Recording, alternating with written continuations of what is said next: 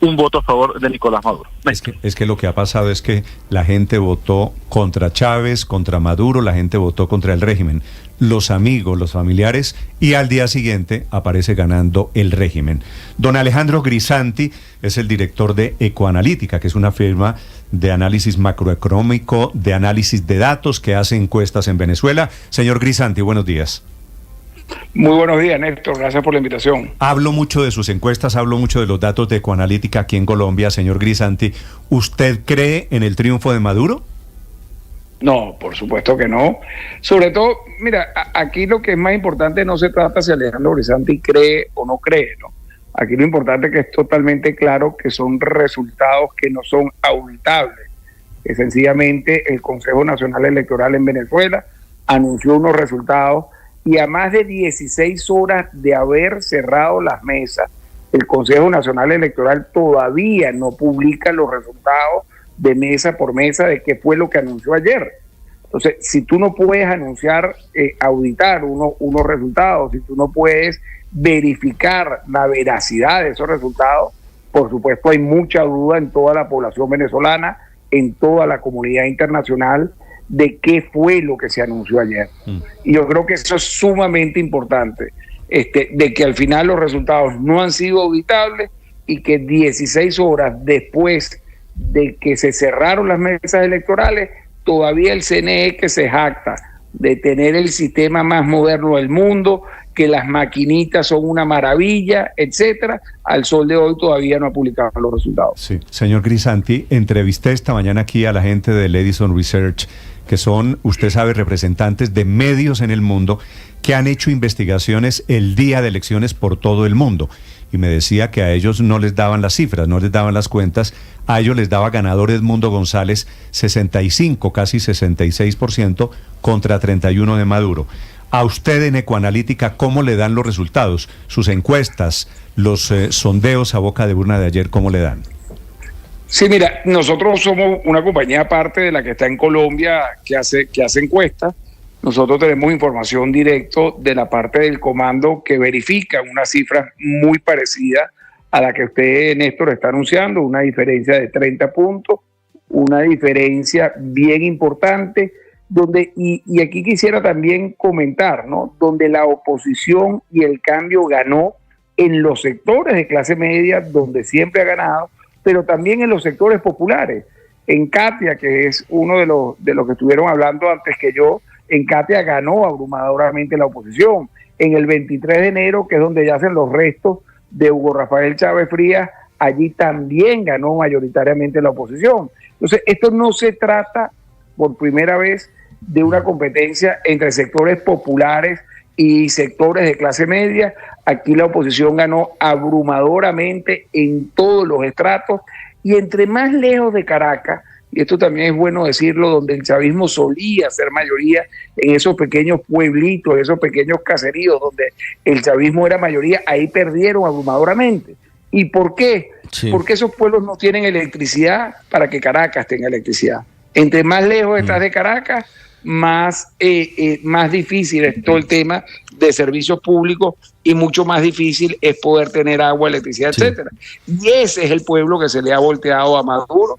Ese es el pueblo que ayer salió a votar mayoritariamente por un cambio y que el Consejo Nacional Electoral no quiere reconocer. Sí, señor Grisanti, yo quisiera que usted les explicara a los oyentes de Blue Radio, a quienes nos siguen en redes sociales y en nuestro canal de video, las cuentas que hizo usted, cuentas obviamente matemáticas, con base en lo que anunció el viceamoroso presidente del Consejo Electoral, asegurando que ya tenía el 80% de los votos escrutados, y las diferencias que hay. Su teoría es que todavía no eran irreversibles los resultados a esa hora, cuando dijeron que eran irreversibles. ¿Cómo son esas cuentas, señor Grisanti?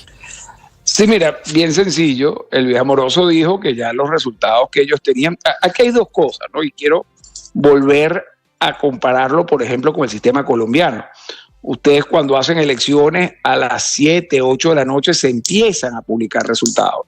Y eso es importante decirlo, porque no tiene ningún sentido tener un sistema automatizado si tú tienes que esperar hasta las 11, las 12 de la noche para poder presentar resultados. Eso no ocurre en ningún país del mundo. Antes, mire, por ejemplo, en Colombia las elecciones terminan a las 4 de la tarde y a las 4:30 de la tarde ya se conoce el primer boletín. Hubo presidente 49 minutos después de las 4 de la tarde cuando fue elegido Gustavo Petro. 49 minutos después. Y el voto es manual. Y se llaman a reconocer de la parte del triunfo, etcétera. Bueno, aquí estamos hablando ya de 16 horas después y no conocemos los resultados, ¿no? Por eso te hago ese hincapié. Yo estoy actualmente viviendo en República Dominicana y efectivamente a las 8 de la noche se empiezan a publicar los resultados. A las 8:15 el principal candidato opositor llamó al presidente a decirle que había ganado, etcétera. Y esa es la normalidad democrática. Y eso es lo que da mucha base para decir que lo que se ocurrió aquí, lo que ocurrió en Venezuela es un fraude, ¿no? Entonces, ¿pero qué publicó ayer el CNE? Volviendo a tu pregunta. El CNE publicó ayer que habían votado 12.7 millones de personas, que habían votado un 51% a favor de Maduro y un 44% a favor de Edmundo, lo que da una diferencia de 700.000 votos. Pero dentro de lo que publicó el CNE todavía falta por contabilizar 2.600.000 votos. Entonces, ¿cómo van a decir que hay una tendencia irreversible asumiendo y en el supuesto negado de que lo que hayan dicho es verdad, que tengo muchísimas dudas por la falta de actas, etcétera? En el supuesto negado de que eso sea verdad, hay todavía 2.600.000 votos que no se han contabilizado, con una diferencia entre los dos principales candidatos de 700.000 votos, con lo cual claramente hay una tendencia que puede ser reversible. Sí, señor Crisanti, esta mañana nos contaba aquí el señor Juan Pablo Guanipa sobre las actas que tiene la oposición, el 50%, pero quisiera preguntarle sobre la tesis suya del 30% de las actas que solo se necesitaría para aprobar el fraude. Sí, mira, esto puede ser contraintuitivo, pero tú necesitas mucho menos del 100% de las actas para poder comprobar el fraude, en la medida de que el gobierno y las autoridades y el Consejo Nacional Electoral, que todo es exactamente lo mismo, no sepan cuáles son las actas que tú tienes. En la medida que el CNE publique resultados, la oposición, como bien dijo Juan Pablo Guanipa, tiene más de 15.000 actas, más del 50% de las actas, y va a poder efectivamente restar y probar que hay centros electorales, si llegasen a publicar la data por centro, que hay centros electorales donde no se ha producido, digamos, la información y donde no va a haber una concordancia en lo que dice el CNE y lo que dice el acta electoral. Esa es una muy interesante explicación de por qué no publican las actas, porque no saben cuáles tiene la oposición y saben, por supuesto, que les pueden ser contrarios, resultados contrarios. Muy bien. Es un gusto saludarlo, señor Crisanti. Lo lamento mucho por ustedes, por los venezolanos. Bueno, ojalá que al final, a mí me queda, déjame terminar con una frase, Néstor, a mí me queda totalmente claro que hoy arrancó la transición en Venezuela.